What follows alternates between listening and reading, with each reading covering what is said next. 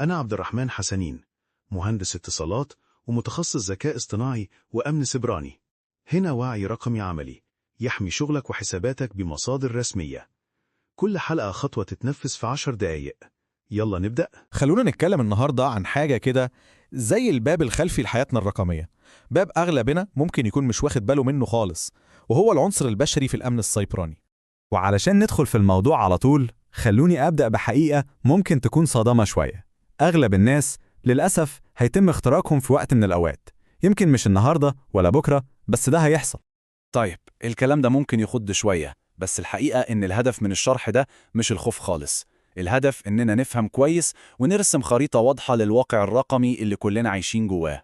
كتير مننا بيفتكر إن الموضوع ده صراع بين هاكر عبقري وتكنولوجيا ضعيفة، بس الحقيقة مش كده خالص. في الغالب السبب بيكون أبسط من كده بكتير، بيكون مجرد لحظة سهو، عدم انتباه، أو يمكن شوية استهانة بالخطر. يعني بنقول لنفسنا كده لا دي مش هتحصل لي أنا.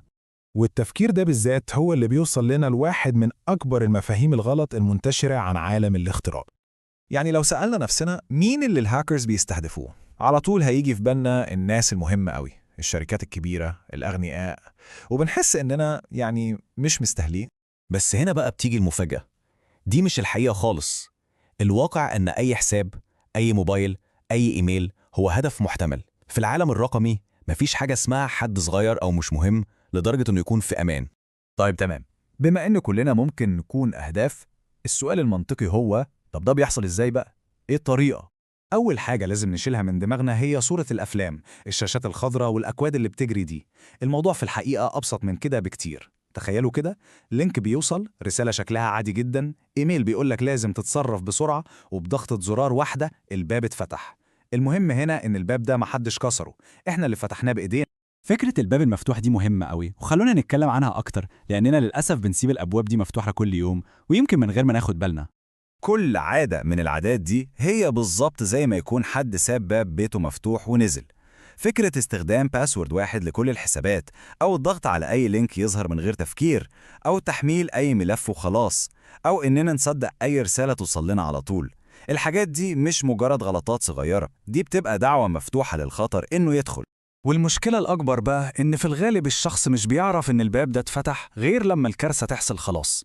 فجأة يلاقي بياناته في كل حتة، أو فلوسه اتسحبت من البنك، أو سمعته بتتبهدل بسبب صور أو رسائل متفبركة، وللأسف في اللحظة دي بيكون الوقت فات. وهنا بقى لازم نقف.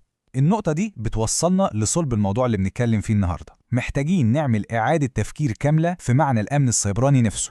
الأمن السيبراني ده يا جماعة مش منتج، يعني مش برنامج بننزله أو تطبيق بنشتريه أو شوية إعدادات بنظبطها مرة وخلاص كده الموضوع انتهى. اللي بيفكر فيه بالطريقة دي بيبقى عامل زي اللي اشترى أغلى قفل في الدنيا بس سايبه في الدرج ومش بيقفل بيه الباب.